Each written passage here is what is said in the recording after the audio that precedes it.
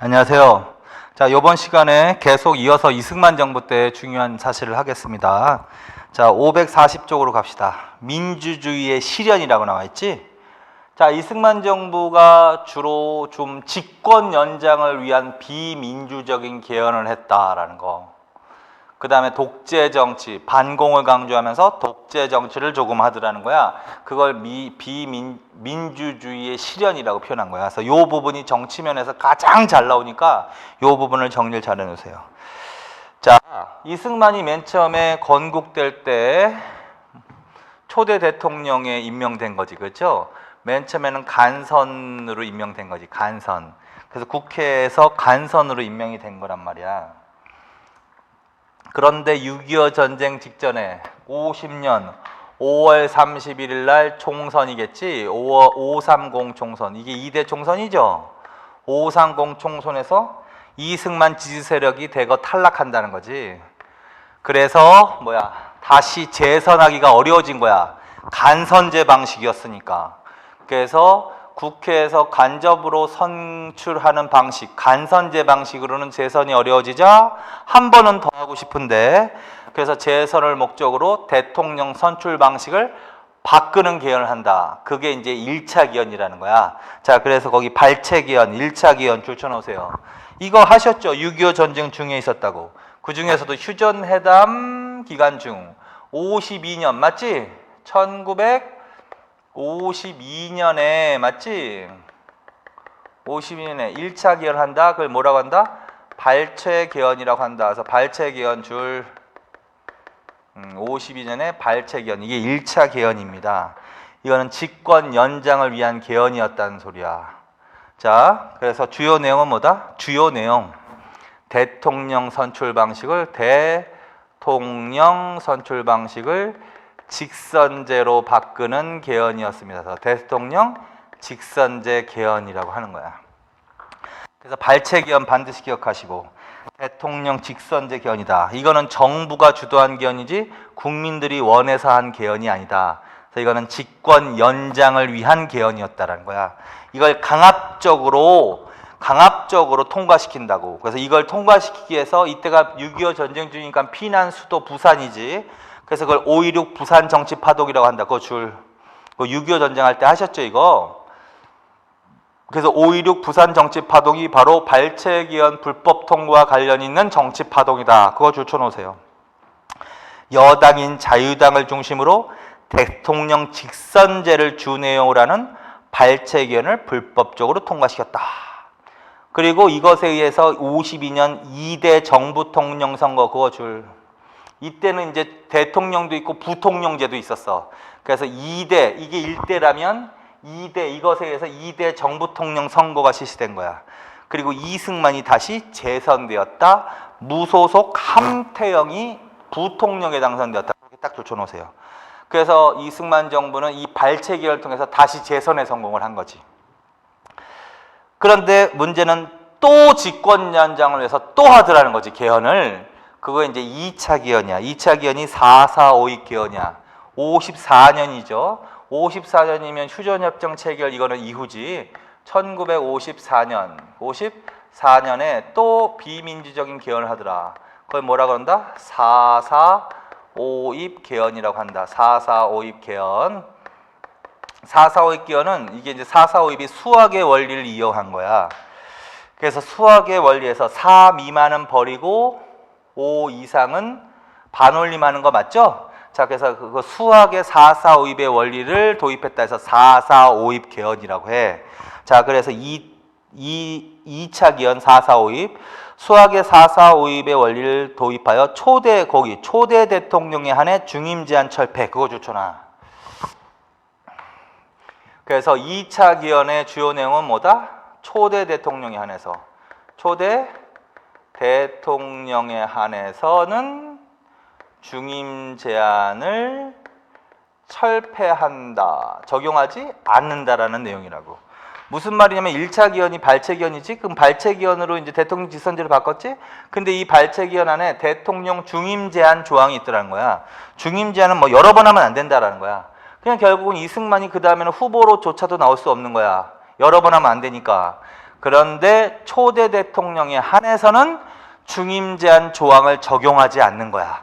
그래서 그걸 초대 대통령 중임 제한 철폐 이렇게 하는 거야. 그래서 결국은 후보로 나온 거야. 그래서 이것에 의해서 3대 정부통령 선거가 56년에 열렸습니다. 56년 그거 줄쳐놓고. 그런데 이때는 이승만이 대통령에 당선되었으나 부통령에는 누가 되었다? 민주당의 장면. 그것도 줄쳐놔. 이건 야당이야, 야당. 그래서 자꾸 집권 연장을 위한 개헌을 해가지고 결국은 연장해가자 국민들이 저항이 심했던 거야. 그래서 이 시기에 3대 정부통령 선거에서는 그런 결과가 나타난 거지. 대통령은 여당이 됐지만 부통령은 야당이 됐다. 결국은 여당의 지지율이 낮아진 걸 의미한 거고 야당의 지지율이 올라간 걸 의미한 거다. 이거는 왜 그렇게 나타난 거다? 집권 연장을 위한 비민주적인 개혁에 대한 국민적 저항이 심해졌기 때문이다. 이렇게 이해하시면 된다. 3대 정부통령 선거에서는 여당이 선전했다. 그래서 이런 얘기가 나오는 거고 민주당의 신익희 후보, 그거 좋잖아. 민주당의 신익희 후보는 못살게다 갈아보자라고 국민적 호응을 얻기도 했다. 그 다음에 진보당의 조봉암은 전체 유효 투표수의 30%를 차지하게 됐다. 이때 각각 대통령 후보로 나왔던 분들이야. 이승만, 민주당의 신익희, 진보당의 조봉암. 그리고 민주당의 신익희 후보는 못 살겠다 갈아보자 해서 국민적 호응을 얻기도 했다. 이때 여당은 그렇게 얘기했대요. 구간이 명관이다 이런 식으로. 그래서 이러한 선거구가 나오면 아 이거 3대 정부통령 선거구나. 그러면 이승만 정부 때 말하는 거구나. 그 다음에 진보주의 세력, 혁신 세력을 중심으로 진보당이라는 게 있었는데 조봉암이 당수인데 그 사람이 상당히 유효 투표를 많이 얻었다. 그래서 야당이 선전한 시기다. 그래서 이승만 정부는 정권의 위기감을 느낄 수도 있겠지, 이 시기에. 자, 그 다음에 집권 연장에 대한 반발. 자, 이거는 이제 이승만 정부 시기 집권 연장에 대한 반발인 거지. 호헌 동지의 줄, 민주당 창당 줄, 진보당 창당 줄. 그래서 이거는 특히 4.4.5 개헌 이후 국민적 저항이 심해진 거지. 국민적 저항이 심해진 거지. 그래서 호헌 동지회라는 것도 만들고 호헌 동지회. 그다음에 민주당이 창당이 된 거고 민주당 이때 야당이야. 그다음에 혁신 세력을 중심으로 진보당이 만들어지기도 한다. 그래서 호헌 동지회, 민주당, 진보당은 이승만 정부 시기에 나와야 되는 거야. 그리고 가볍게 읽어. 정부가 4.4.5 개헌을 통과시키자 이에 반발해서 호헌 동지회가 결성이 되었습니다. 민주당, 신익희, 장면 등이 중심이 되어 야당인 민주당이 창당되었습니다. 신익희, 장면 줄. 진보당, 평화통일과 혁신 노선을 내세운 줄. 그래서 이승만 정부 시대에는 반공을 강조하면서 통일에 관한 논의는 억압을 했다고. 근데 이 당시에 좀 혁신, 진보의 그런 뜻이 있는 거죠.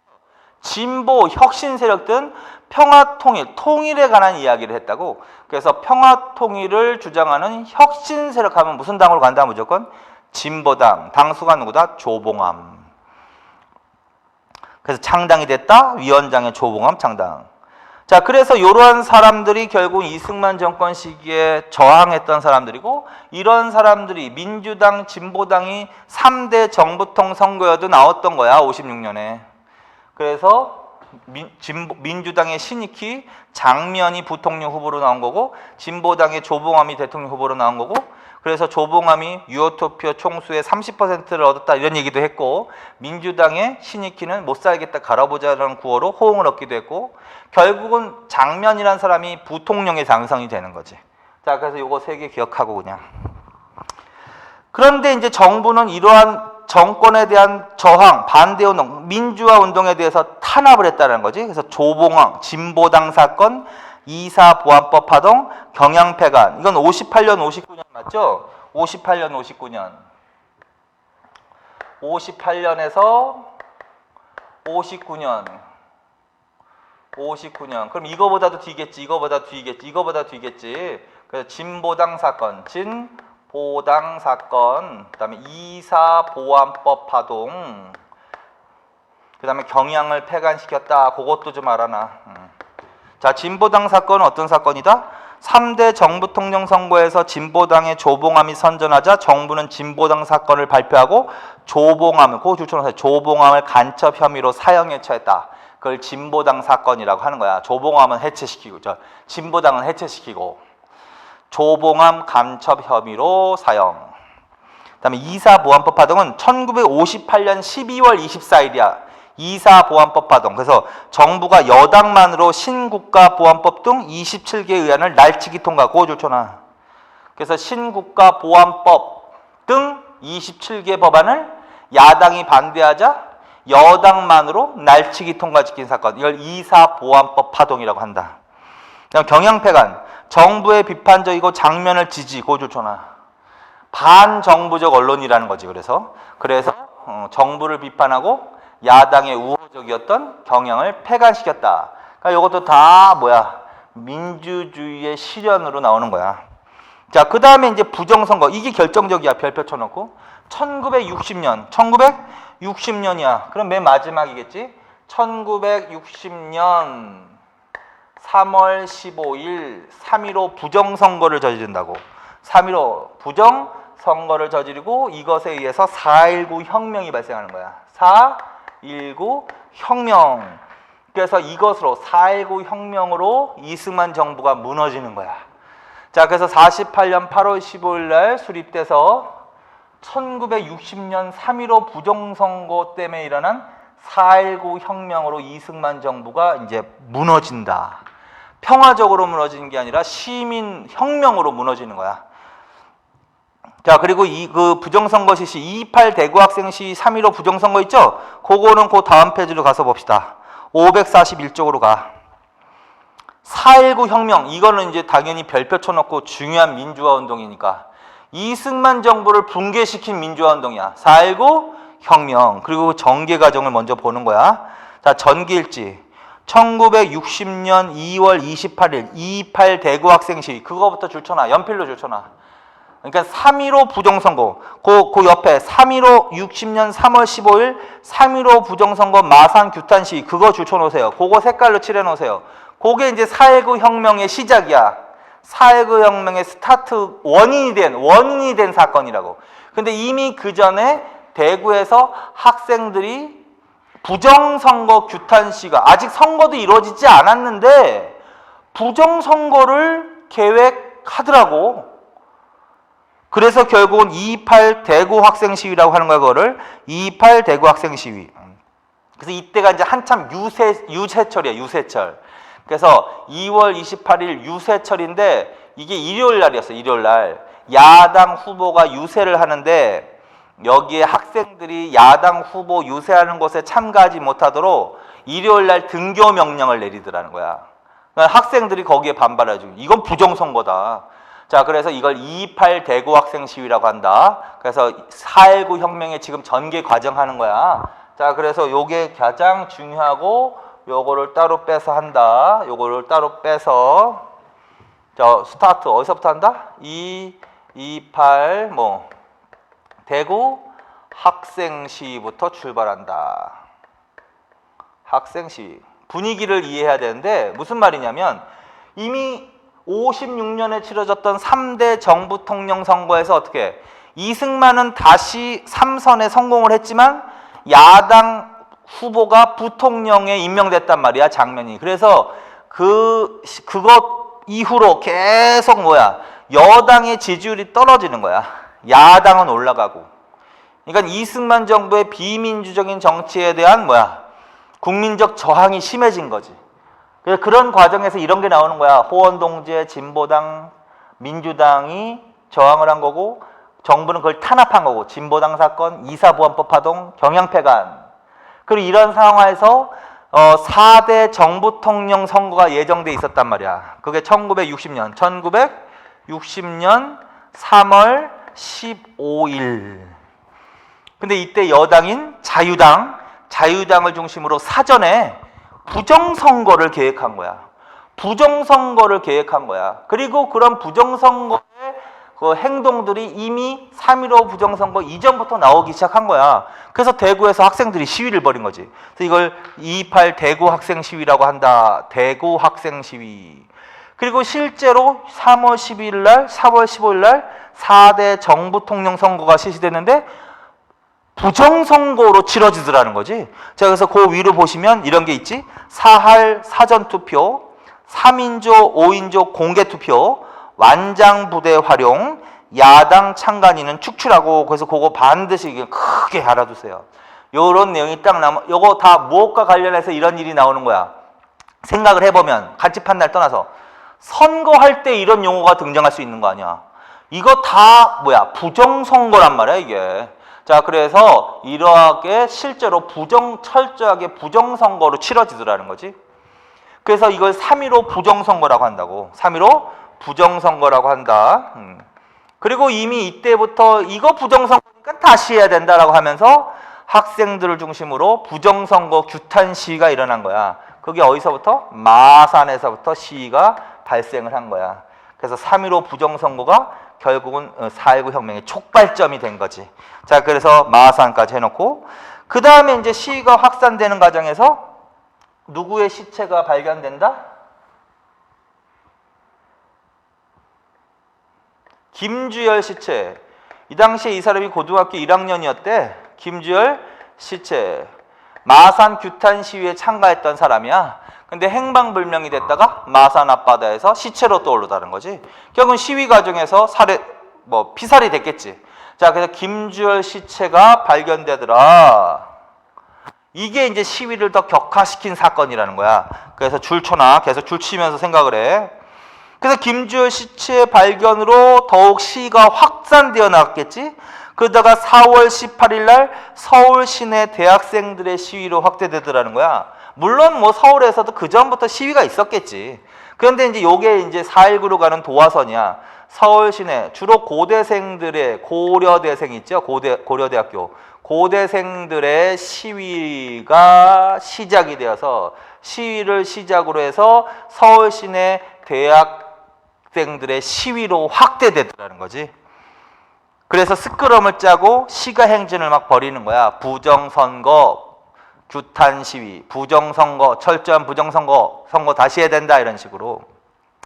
근데 이 과정에서 경찰들이 어떻게 강경 진압을 하는 거지. 심지어는 발포까지 하고 폭력배를 동원해서 시위대를 습격하게 하고 사상자가 발생하고. 그래서 그 다음에 이제 이게 바로 뭐다? 4.19 혁명으로 발전한 거야. 4.19 혁명. 그래서 4.19 혁명, 4.19 혁명, 고대생 등 서울 시내 대학생들의 시위.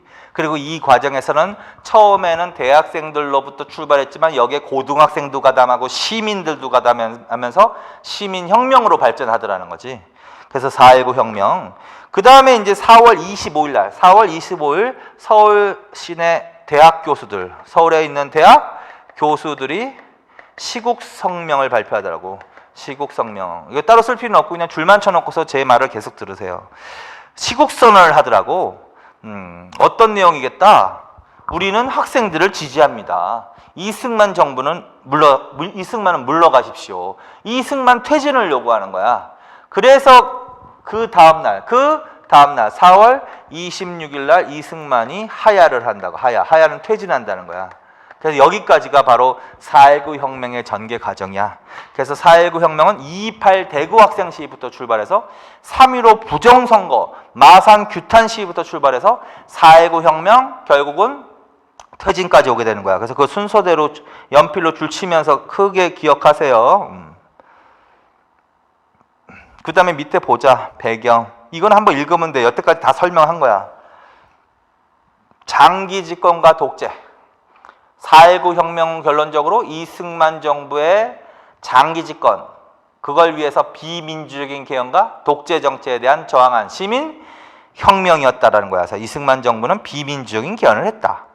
그다음에 진보당 사건, 이사보안법 파동, 경양폐간 등 민주주의 운동을 탄압하는 등 집권을 연장시켰다. 3.15 부정선거. 그러나 가장 직접적인 도화선이 된 사건은 3.15 부정선거다라는 거지.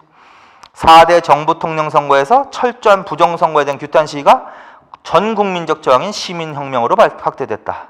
전개, 마산에다 동그라미 쳐놓고 4.19 혁명은 어디서부터 규탄 시위가 처음 발생한다? 마산. 그거 기억하고. 그 다음에 4.19 혁명, 4.18 고대생의 시위로 촉발된 서울에서의 규탄 시위는 서울의 주요 대학, 고등학생 그리고 시민까지 합세하여 시위가 확대되었다. 계엄령 선포 등 시위 과정에서 경찰의 발포로 시위대에 희생 발생하고 정부는 계엄령을 선포하고 군대를 동원하게 됐다. 서울대학 교수 시국선언. 4월 25일 서울시내대학 교수단이 이승만의 퇴진을 요구하는 시국성명서를 발표했다. 이승만 퇴진. 이승만은 4월 26일 국민들이 원한다면 대통령직에서 물러나겠다! 라는 퇴진 성명서를 내고 퇴진했다. 여기까지가 바로 4.19의 정계 과정이라고요. 그래서 크게 읽으시면 내용은 그렇게 어렵지 않지. 근데 이 4.19 혁명이 큰 우리나라 민주주의 역사에서 큰 의의가 있는 운동이기 때문에 항상 단독으로 나올 문제란 말이야. 그거. 4.19 혁명은 불의에 저항한 시민혁명이었다. 4.19 혁명은 독재 정권에 저항한 시민혁명이었고 현행 헌법 전문에도 대한민국은 불의에 항거한 4.19 민중 이념을 계승한다고 주장. 그거 좋잖아. 현행 헌법의 전문에 뭐라고 돼 있다? 대한민국은 불의에 항거한 4.19 민주 이념을 계승한다. 이렇게 돼 있다. 그 다음에 결과 허정 과도 정부. 그래서 4.19 혁명으로 4월 26일 날 이승만 정부가 이제 무너지는 거고 이승만이 퇴진하면서 그 다음에 허정을 중심으로 하는 임시 정부가 수립된 거야. 그래서 허정 과도 정부 수립. 그것도 줄쳐놓으세요. 4.19 혁명으로 이승만 정부가 붕괴되고 허정을 중심으로 하는 과도 정부가 수립되고 이후 장면 내각이 수립. 장면 내각 수립. 그것까지 줄쳐놔. 자, 그래서 4.19 혁명의 의의는 이승만 정권의 비민주적인 정부에 항의한 시민혁명이다. 이승만 정부가 붕괴되는 데 영향을 미친 사건이고 그 다음에 이 4.19 혁명의 영향으로 장면을 중심으로 하는 과도 정부가 수립되고 그 과도 정부 하에서 정식 그 다음에 정식 정부 그게 이제 장면 내각이 정식 정부야. 2공화국이라고 해놔.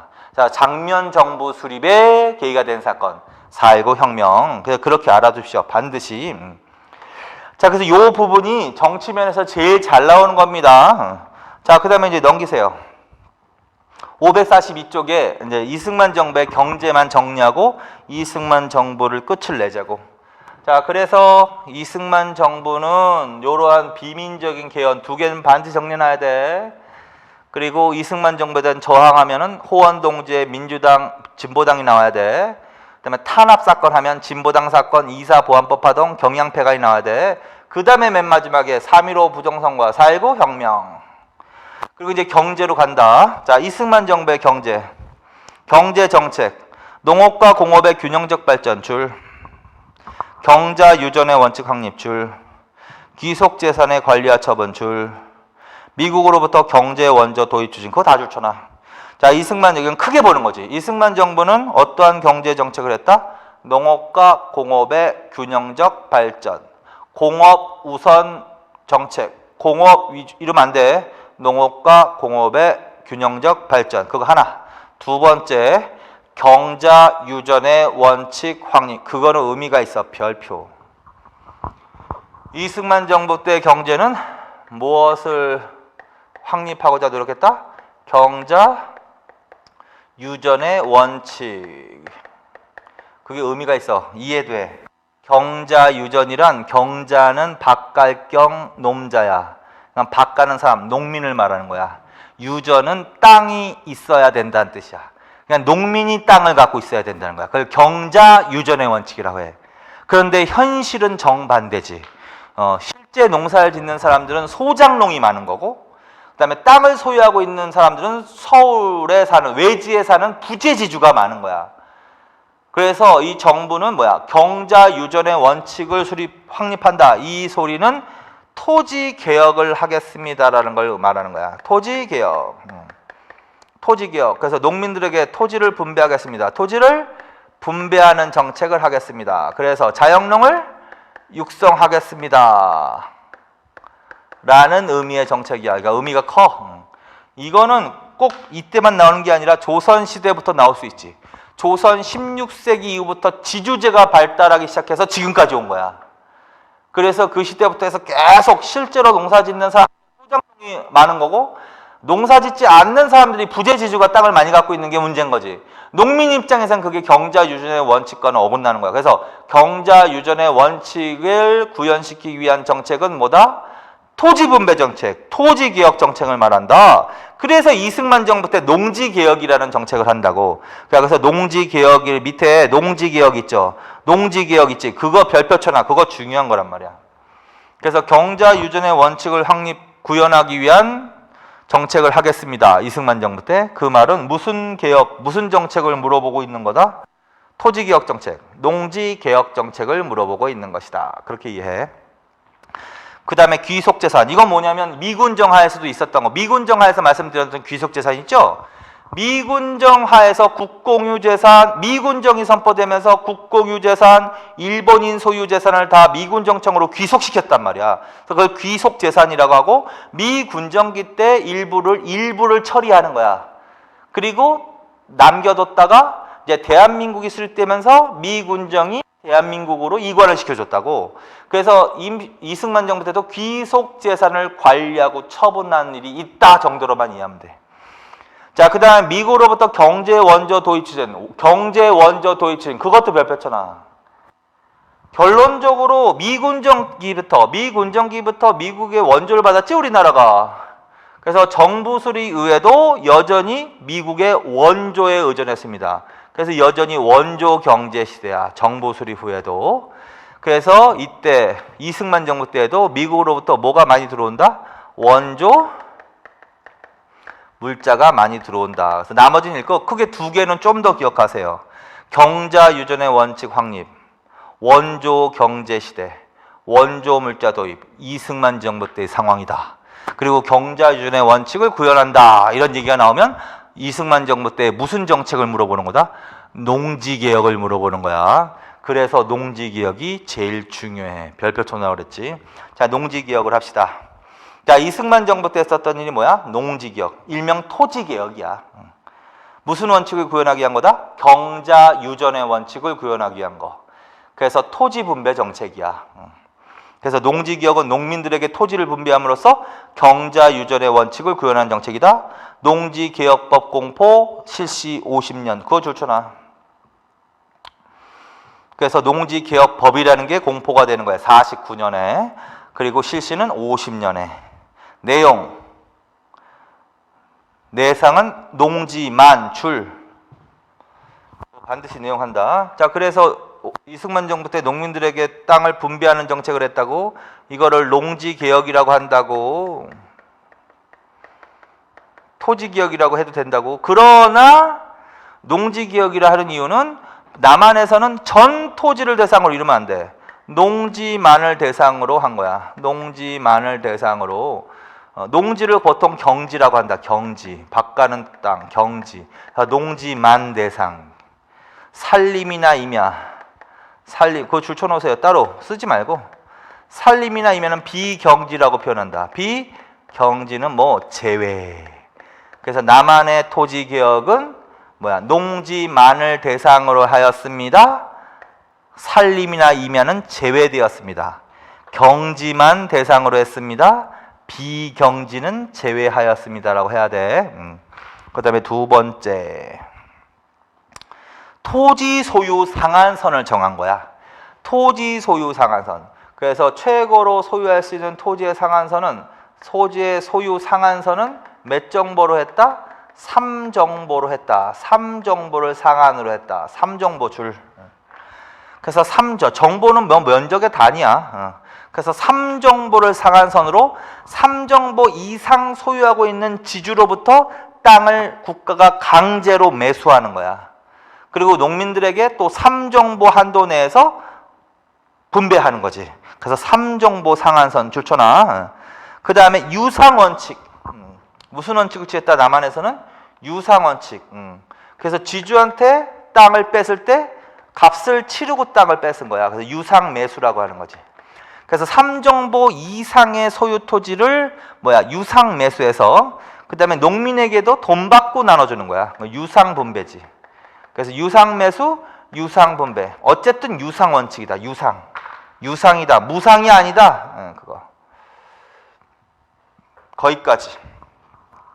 그 다음에 북한과 비교한다. 자, 이 남한은 이걸 언제 한다고? 49년에 법이 제정되고 50년에 실시한다 그랬지? 결국은 이승만 정부 수립 후에 하는 거지? 근데 북한은 정부 수립, 북한 정부 수립 전에 한다고. 이미 46년도 3월 달에 한다고. 어떤 기구에서 한다고 미리 보셨죠? 북조선 임시인민위원회 줄. 북조선 임시인민위원회 줄 나와 있겠죠, 거기에. 북조선 임시인민위원회 나와 있겠죠. 그래서 북조선 임시인민위원회가 46년 2월 달에 수립된 사실상의 정부라고 말씀드렸지. 여기서 46년 3월 달에 하는 거야. 그러니까 두 시기를 비교할 때 북한이 훨씬 먼저 하는 거야. 남한이 나중에 하는 거야. 북한은 정부 수립 전에 하는 거야. 근데 남한은 정부 수립 후에 하는 거야. 근데 비슷한 내용, 이때 실시된 이 북한의 토지개혁이 지금 남한의 토지가 비슷한 내용이야. 대상은 근데 전 토지를 대상으로 한다. 전 토지를 대상으로 한다. 그래서 북한은 전 토지를 대상으로 했고 남한은 농지만, 경지만을 대상으로 한 거야. 그래서 북한은 전 토지, 산림이나 임야를 포함한 전 토지를 대상으로 한 거야. 그 다음에 하는 내용은 비슷한 거야. 얘네들도 상한선을 정한 거야. 상한선은 몇 정보로 한다? 5정보로 한다. 5정보 줄, 5정보. 5정보. 남한은 몇 정보야? 3정보. 북한은 5정보. 그 다음에 무슨 원칙을 취했다? 북한은 무상 원칙을 취한 거야. 그래서 무상으로 몰수해서 무상으로 분배한다. 무상 분배. 남한은 유상 원칙. 북한은 무상 원칙. 그래서 그거 반드시 비교해 놓으세요. 이렇게. 자, 그래서 남북한의 토지 개혁 비교해. 근데 내용은 비슷한 거지. 결국은 지주의 토지를 뺏어서 농민들에게 분배하는, 땅을 분배하는 정책이지.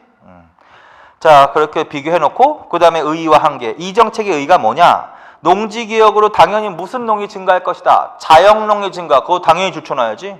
맞잖아. 당연히 이 농민들에게 이때 땅이 분배되는 과정에서 당연히 자영농이 증가할 수밖에 없는 거지. 이건 아주 좋은 현상이라는 거지. 그래서 농지개혁으로 자영농이 증가하였습니다. 토지 소유 불평등이 어느 정도 완화되는데 기여했습니다. 완전히는 아니지만 어느 정도 완화. 그런데 한계도 갖고 있다. 남한에서 실시한 농지개혁 한계는 첫째 뭐야? 전 토지를 대상으로 하지 않았다는 거. 이때 농지만 불평등하지 않아, 소유가. 산림이나 임야도 불평등한 소유 관계를 갖고 있었단 말이야. 근데 농지만 대상으로 했다는 거. 그 다음에 유상 원칙을 취했다는 거. 유상 원칙은 뺏기는 지주한테 조금 유리한 거야. 분배받는 농민은 오히려 무상을 좋아하겠지. 근데 유상 원칙을 취한 거는 좀 지주에게 유리한 개혁이었다는 거야. 그 다음에 또 실시 시기도 지연, 맞지? 실시 시기. 49년에 법이 만들어지고 50년에 실시됐다. 그 사이에 실시 시기의 지연은 결국은 지주들로 하여금 어차피 국가한테 싼 값으로 돈을 받긴 받지만 싼 값으로 강제로 팔아야 된단 말이야. 그러면 자기 재산을 싼 값으로 팔아야 되니까 그 전에 이미 자기 토지를 다른 걸로 막 바꿔놓는 활동을 할 거란 말이야, 지주들이. 그래서 농지개혁이 실시가 지연됐기 때문에 그 사실은 다 알려져 있고, 그렇다면 사전에 어떤 조치를 취할 수 있는 시간을 벌어준 거야, 지주들로 하여금. 그래서 이때 농민들에게 뭐 사전 강매 이런 것도 많이 이루어지고, 그래서 하기 전하고 실제로 실시할 때는 토지 소유가 많이 바뀌어 있었단 말이야. 이미 지주가 자신의 토지를 다른 것들로 막 바꿔놓거나 아니면 소작농들에게 강제로 사전 강매하도록 강요하고 뭐 이런 식의 일을 겪은 거야. 자, 그래서 결국은 조금 지주에게 유리한 방식으로 했다는 게 조금 한계일 수 있다. 자, 장단점이 있으니까 자영농이 증가하는 결과가, 이거는 좋은 점이지. 그러나 완벽하지는 못했다라는 거지. 그렇게. 그래서 농지개혁이 제일 잘 나오니까 이거 반드시 기억하세요, 이거. 그 다음에 이제 귀속 기업재 처리 그냥 줄만 쳐놔. 귀속 재산의 처리하고 똑같은 거지 뭐. 그 다음에 원조 경제, 그 부분 잘 읽어. 원조 경제. 자, 미군정기 때부터 이승만 정부 때까지 우리는 미국의 원조에 의존해서 살았단 말이야. 그래서 원조 경제인데 조금 달라지는 현상이 있는 거야. 장기 원조로 전환출, 유상 원조로 전환출. 처음에는 무슨 원조였으나 단기 원조, 처음에는 또 무상 원조. 그래서 미군정기 때는 대부분 단기 원조 중심이었으나 점차 어떻게 장기 원조로. 맨 처음에 그냥 줬단 말이야. 그래서 무상 원조였으나 점차 유상 원조로 전환되어 갔다. 그것도 반드시 기억하시고. 그러나 결국은 원조 경제는 변하지 않는 거고, 이때 그래서 원조 물자가 많이 도입되는 거고, 이때 들어온 원재는 주로 뭐다? 주로 잉여, 농산물 등 소비재 원재. 또 좋잖아. 이거는 뭐 미군 전기하고 비슷하지. 농산물 등 주로 소비재 원조가 중점을 이뤘다. 그래서 결국은 원조 경제의 영향으로 300산업이 발달하는 거지. 300산업 줄쳐나. 300산업. 그래서 300산업. 그래서 50년대. 1950년대가 맞죠? 이승만 정부 때가. 그렇지? 이승만 정부 때 발달한 대표적인 산업이 300산업이라고. 300산업. 그거 반드시 줄쳐나. 300산업이 발달했다. 1950년대. 이승만 정부 때. 여기서 300산업은 무엇을 말한다? 밀가루 만드는 산업, 제분업, 설탕 만드는 거, 제당업, 그다음에 섬유, 면방직, 섬유업, 면방직. 그래서 밀가루, 설탕, 면방직업. 요걸 300산업이라 하는 거야. 그거 반드시 줄쳐놔. 제일 잘 나오는 거야. 자, 이게 발달하는 이유가 있는 거야. 왜 그러냐면 밀가루나 설탕이나 면방직이 발달하는 것은 다 이때 도입된 무엇을 가공하는 산업이다? 원조 물자를 가공하는 산업이었단 말이야. 그러니까 이승만 정부가 원조 경제에 의존하는 시대이기 때문에 원조 물자가 많이 도입되는 시기고, 따라서 원조 물자가 흔하니까 원조 물자를 가공하는 산업, 그것도 줄쳐놔. 원조 물자를 가공하는 소비재 산업줄. 그래서 300산업이란 밀가루, 설탕, 면방직업인데 의미로 따지자면 원조 물자를 가공하는 산업이다. 소비재 산업이다. 따라서 무슨 경제의 영향이다? 원조 경제의 영향이다. 이렇게 된다는 거지. 자, 그래서 거기까지. 그 다음에 기타, 교육과 관련해서는 초등교육의 의무교육, 그건 줄만 쳐놓고 그냥 한번 보세요. 초등교육의 의무교육이 시험 실시된 게 이승만 정부 때부터다. 그다음에 학도 호국단을 조직했다. 이승만 정부 때. 학도 호국단은 학생들도 군사훈련을 시키는, 마치 학생들을 군사조직화시키는 거야. 그래서 학도 호국단이라고 해. 그래서 학도 호국단 조직. 그다음에 지방자치제와 교육자치제 부분 실시, 그런 거 줄만 쳐놓고 알아두세요. 여기까지. 자, 그래서 여기까지가 2시간에 걸쳐서 이승만 정부 때 대해서 한 거야. 그래서 지금 마지막으로 이제 경제 부분을 정리해놨어. 이승만 정부의 경제에서는 이 두 가지 주제가 가장 큰 거야. 경자 유전의 원칙을 구현하기 위한 농지개혁 하나 반 정리해놓고, 그다음에 원조 경제와 그 원조 경제의 영향 있죠? 그 두 개를 반드시 정리해 놓으십시오. 자, 이번 시간 여기까지 하겠습니다. 수고하셨습니다.